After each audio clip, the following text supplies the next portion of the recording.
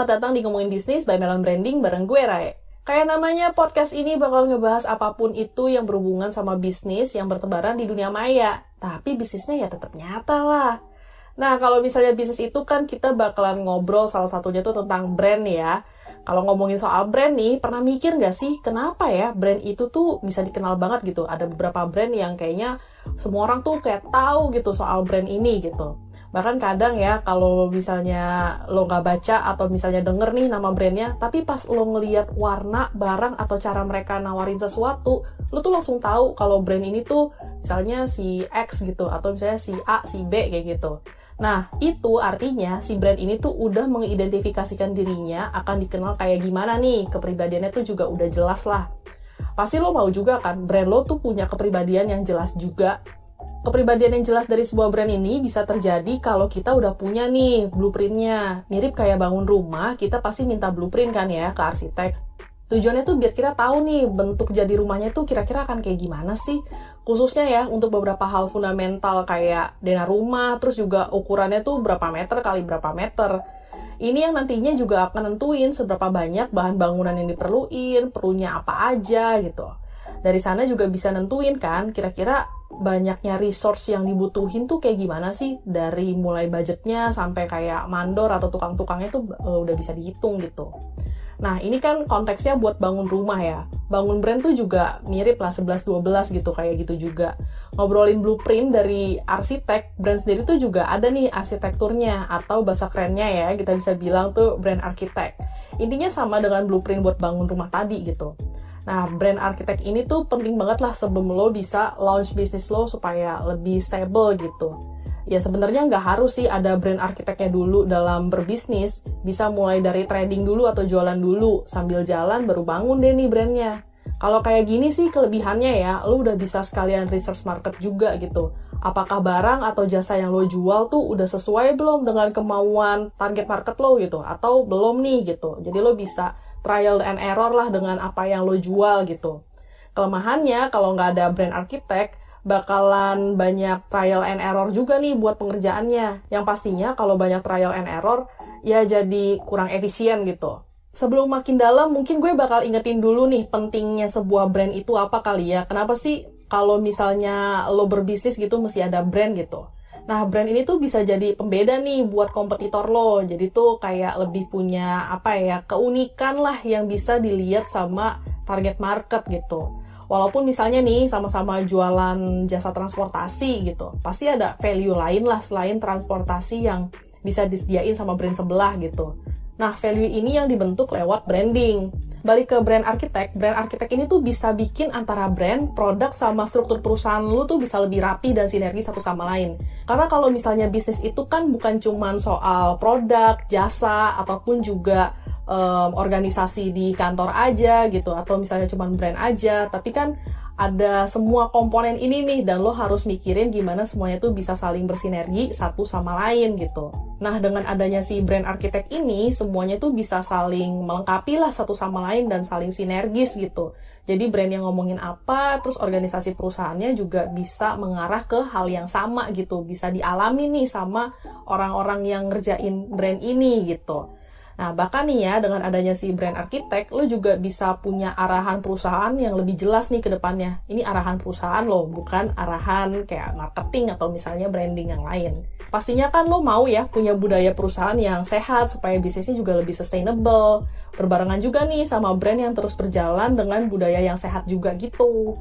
Selain yang tadi ada lagi nih benefit kalau lo punya brand arsitek buat bisnis dan brand lo. Brand arsitek bisa jadi kayak ngasih batasan juga nih buat lo, buat ngelakuin sesuatu ya, misalnya diturunin dari proses branding atau misalnya rebranding gitu. Pastinya ya untuk hal-hal yang kayak gitu, itu disesuaikan juga dengan konteks zaman dan situasi yang ada. Kayak brand-brand internasional ya, dengan brand arsitek gitu. Proses brandingnya tuh bakalan rada beda lah ya di tiap negara, tapi tetap memperkenalkan value yang sama nih dari brand itu gitu. Jadi walaupun misalnya cara marketingnya beda-beda, atau misalnya cara nge-brandinginnya juga agak beda gitu, karena disesuaikan sama kondisi lapangan ya gitu, tapi mereka sebenarnya punya soul atau punya jiwa tuh yang sama. Terus juga brand arsitek tuh bisa juga nih buat ngembangin perusahaan lo juga gitu. Lo jadi tahu kan produk atau service yang lo tawarin tuh bisa dikembangin ke arah mana gitu. Entah itu upgrade kualitas, atau nambah produk, nambah service baru yang inline gitu sama brand lo secara keseluruhan. Nambah service atau produk juga bisa nih nambah ke sub-brand bisnis yang baru gitu. Contohnya nih ya, kayak Gojek yang kita tahu gitu, awalnya kan dia perusahaan transportasi. Nah, ada pengembangan sub-brandnya juga, udah macam-macam lah sekarang. Udah ada kayak GoPay, GoSend, dan macam-macam gitu. Tapi emang salah satu pengembangan dari sub-brandnya si Gojek ini tuh itu GoPay ya, kalau misalnya gue lihat. Terus juga nih ya, ada perusahaan HR namanya Mekari. Dia juga udah punya nih lini bisnis lain atau sub-brand lainnya gitu, kayak Talenta sebagai alat untuk ngontrol performa karyawan. Terus juga ada jurnal untuk nyatet keuangan gitu, khususnya buat bisnis. Terus juga ada Klik Pajak untuk ngebantu pebisnis hitung dan ngelaporin pajak-pajak mereka secara digital. Sebenarnya masih banyak lagi sih nih ya, contoh-contoh bisnis yang udah ngelakuin kayak gini. Mereka punya brand arsitek, terus bisa diturunin deh tuh ke sub-brand tertentu gitu. Dan nggak cuman berlaku di bisnis digital kayak sekarang gitu, yang pakai aplikasi dan juga memanfaatkan teknologi yang banyak. Tapi juga ada bisnis-bisnis konvensional yang udah lama nerapin kayak gini juga. Contohnya nih ya, kayak perusahaan Indofood dengan beragam brand produknya, dan juga tuh Unilever gitu. Siapa sih yang nggak tahu barang-barang atau misalnya brand-brand dari dua perusahaan ini gitu kan. Dan bahkan lo juga pakai gitu sehari-hari.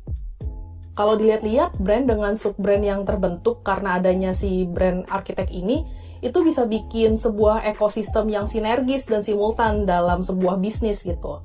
Kalau cara pikir bisnisnya kayak gini, kan lo juga jadi punya beberapa lini bisnis ya. Di saat itu juga ketika misalnya nih salah satu bisnis lo tuh lagi kurang bagus gitu. Nah, yang lainnya tuh bisa support nih bisnis yang lainnya.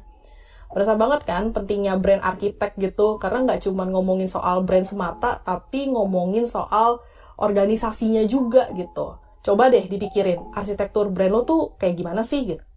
Brand arsitek bahkan bisa ngalamin pengembangan juga nih seiring dengan perkembangan bisnis dan konteks zaman gitu. Biasanya sih ini kejadiannya karena emang bisa ngelihat opportunity yang bagus nih dalam sebuah keadaan yang mungkin jadi signifikan banget gitu perubahannya. Kalau lo belum punya brand arsitek dan bingung nih gitu, kayak gimana sih buat ngebangun brand arsitek di bisnis gue gitu, di perusahaan gue. Nah, jangan sedih nih ya. Jalin aja dulu bisnis lo sambil dipikirin arsitekturnya akan kayak gimana. Kalau udah nemu nih brainstorm journey-nya akan kayak gimana, baru deh diterapin sambil dicoba-coba dulu gitu. Ini tuh works atau enggak sih gitu. Kalau works ya lo jalanin, kalau misalnya enggak mungkin perlu dicari lagi. Semoga lo punya brand arsitek yang oke punya ya. Gue masih bakalan bahas berbagai komponen bisnis digital lainnya kok. Makanya dengerin terus nih podcast ngomongin bisnis. Lo juga bisa follow Instagram kita di @melonbranding, karena di sana kita juga kasih nih beberapa info dan tips terkait bisnis, marketing, branding, dan advertising yang bisa jadi works juga buat bisnis lo. Thank you udah dengerin gue, sampai ketemu di episode berikutnya. Bye-bye!